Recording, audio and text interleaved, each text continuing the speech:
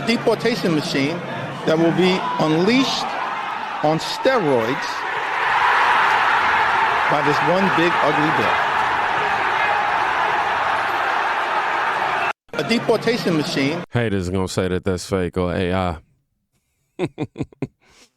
Look, man, this ain't hate. This is a reset. America's been funding illegal entry, free housing, fake asylum, and welfare abuse for decades. And finally, we have a bill that says no more. But that's not what the headlines say, right?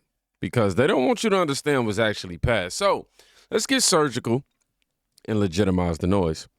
Here's what actually happened today, y'all. Jay, I want to talk about the Democrats here because House Democratic leader Hakeem Jeffries, we talked about that marathon, that record-breaking speech on the House floor. He warned all of us that he was going to take his sweet time. He said he felt obligated to do so. But Democrats were powerless. They just didn't have the votes. So what message was he hoping to send here?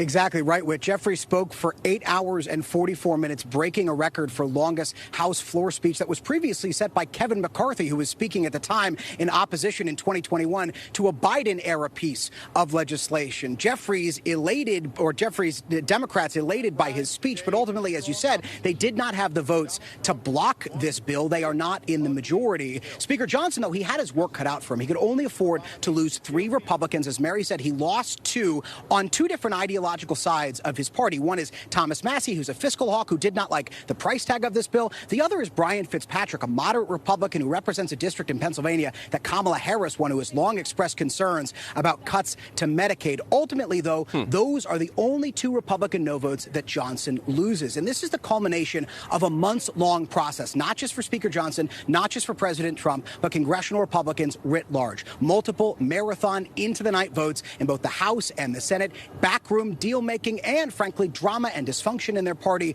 on full display in both of these votes. But they pull it off, and they pull it off right before that self-imposed Friday, July 4th deadline from the president. So that vote wasn't just historic. It was surgical precision. Trump's plan went through by 4 votes, 218 to 214. That's how close we came to losing the biggest chance to potentially fix this broken system. Now, the media showed you the chaos, but they hid the strategy behind it. And once that gavel dropped, you know what followed? This. On this vote, the yeas are 218, the nays are 214. The motion is adopted. Yeah.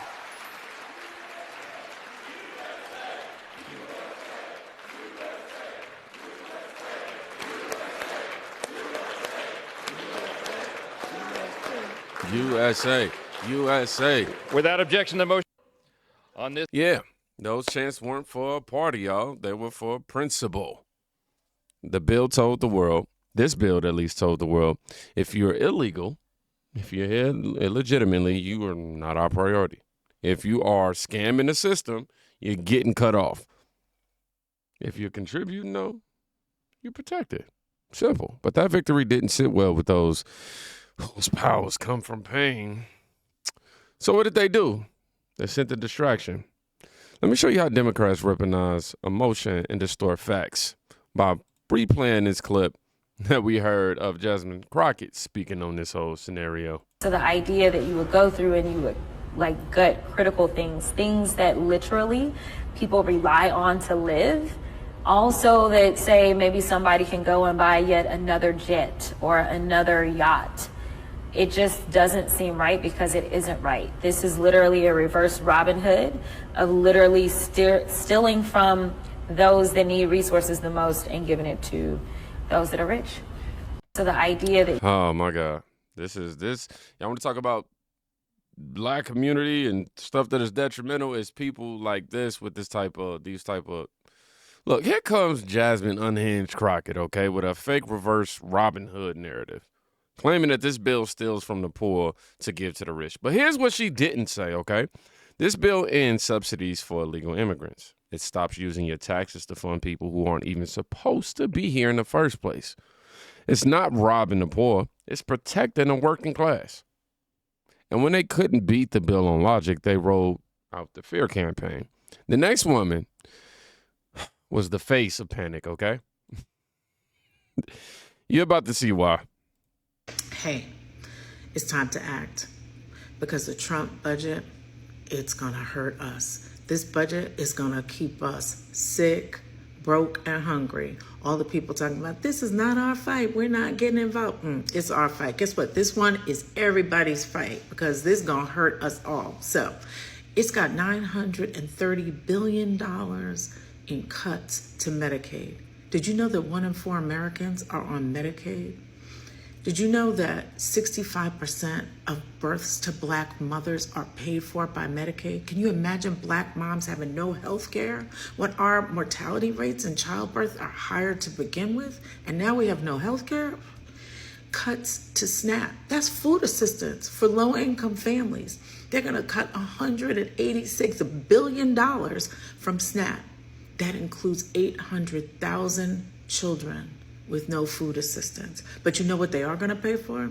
They're going to put more money into immigration enforcement. $172 billion going into immigration enforcement, including $45 billion in jails, detention centers for immigrants, more ICE officers to jump out with masks and no badges, disappearing people. That's what we're going to get. So move quickly. Let's go to 5calls.org. Let's call our senators. Let's tell them to stop this mess. This is our fight. It's time to act. Too late. Way too late.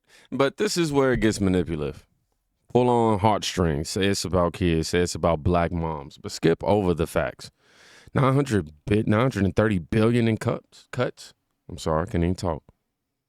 More like corrections. They want you angry, not informed.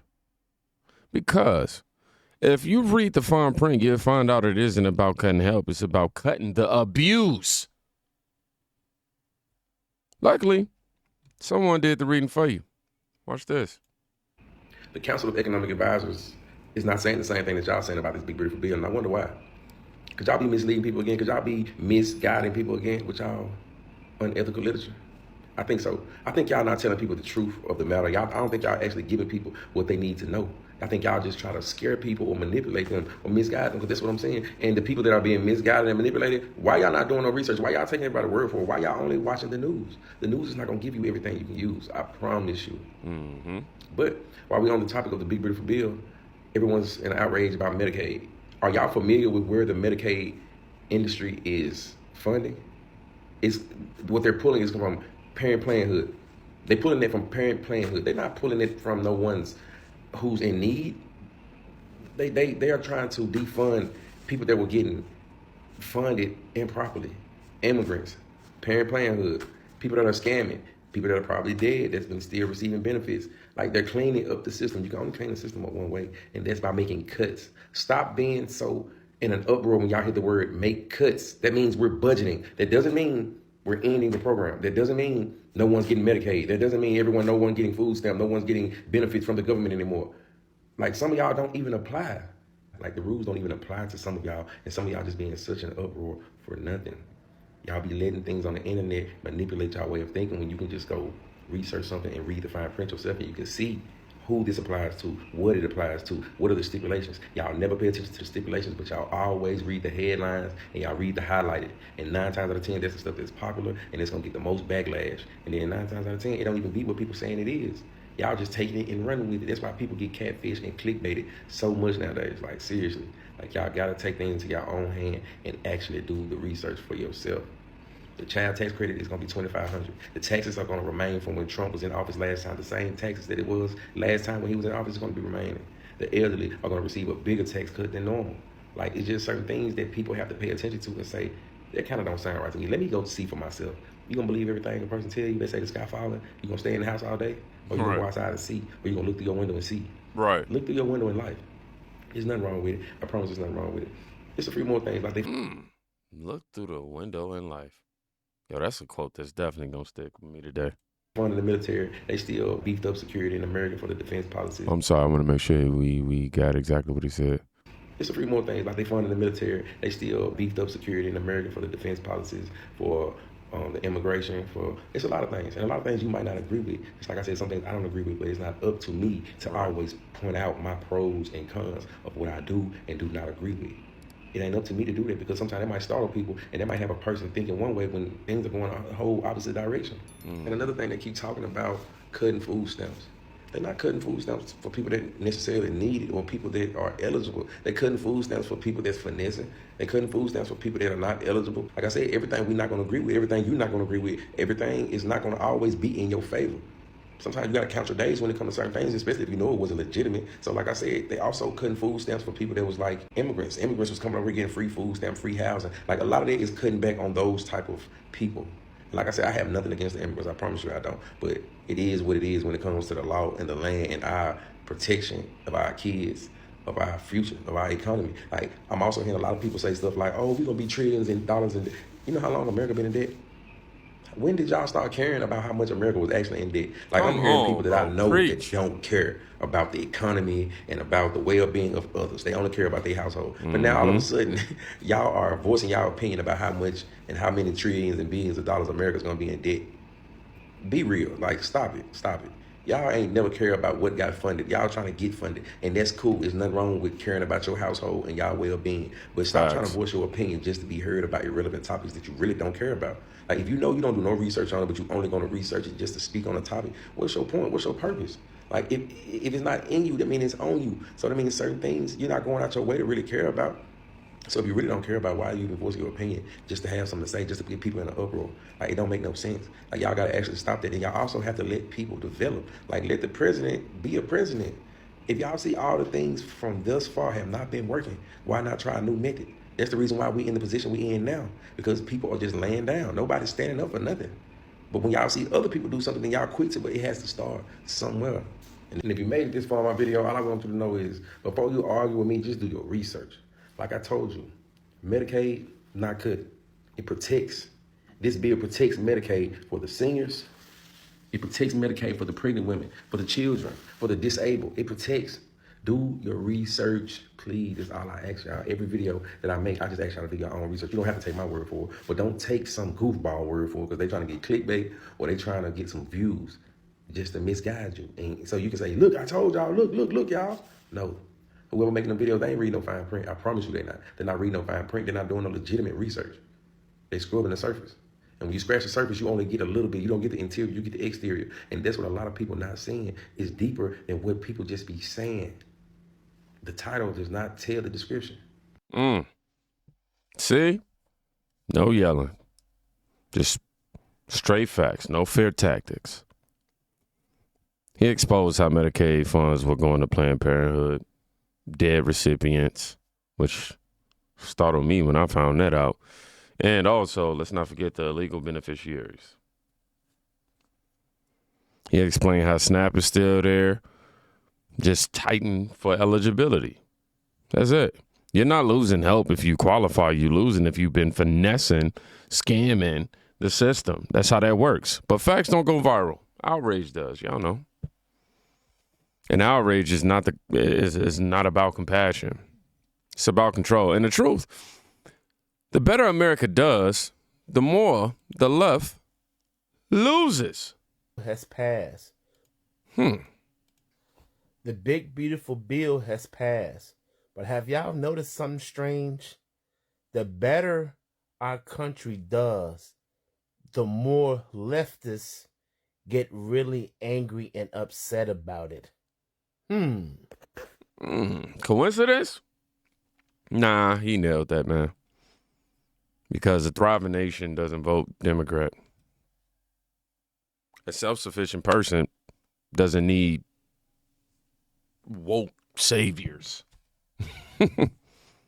That's why they panic, rather, when gas prices dropped, when jobs are returning, and when illegals are actually getting deported. If you're doing well, you don't need their narrative. So they got to keep you broke, scared, or angry, fear-mongered, on edge. But then someone said what we all been thinking. Good morning, my beautiful people. You know what is so crazy to me? Everybody is sitting here talking about Trump passed this big old bill. You're going to suffer. Millions of people are going to go hungry. And 95% of these videos that I've seen is people who don't have a job, are relying on the government to feed their fucking kids, sitting at home all day, relying on them to pay for their medical bills. Only thing I could tell you is get out there, get on them feet, and get you some motherfucking money. Go steal. I don't know what the fuck to tell you. Shit, the only time y'all give a fuck about politics is when they talk about they goddamn finna take away some motherfucking food stamps, Medicaid, and shit that's gonna goddamn not push you to do what the fuck you supposed to be doing anyways. Get off your ass and get shit done. And I'm not even a Trump fan. Let's make this clear. She's not even a Trump fan. But she hit the nail again, right on the head, y'all. Some of y'all don't care about politics, policies, or protection until the ABT card flashes decline. And then it's oppression. I'm telling you, that's not oppression. That's just the system finally holding people accountable. Now let's end this. Let's end this the way the left hates the most. With numbers. Son, get out of that kitchen, man. We get that when I'm almost done. I can't support this. Donald Trump is taking away health care from 25 million Americans. 69% of them just for not receiving or understanding a renewal notice. 40% of them are children. 5 million children losing coverage. And the state with the highest disenrollment, Texas. And of course I'm kidding, because that was the Biden administration from 2023 to 2024. He also added 4.7 trillion to the national debt over 10 years. And you guys are all of a sudden upset about Trump's 2.1 trillion over 10 years. Less than half. Spare me the fake outrage. Wow. I can't support this. Donald Trump is taking... Wow. They're yelling about Trump's 2.1 trillion in national debt increases, but Biden added 4.7 trillion and gave the money to gender programs in Pakistan, electric buses, and illegal hotel vouchers. The outrage ain't real. It's selective. Because when Biden does it, it's leadership. But when Trump does it, it's suddenly fascism. Y'all see this game now? This bill wasn't about cruelty. It was about clarity. It was about ending a cycle of fear, dependence, and manipulation, in my opinion, and giving the American people their money, the border back, and our power back. And if that upsets you, maybe, just maybe, you've been eating off the system that was never supposed to feed you. We're not here to debate anymore. We're here to build, expose, and win. Y'all be safe. Go check on somebody today. You can quite literally be saving their life. Peace.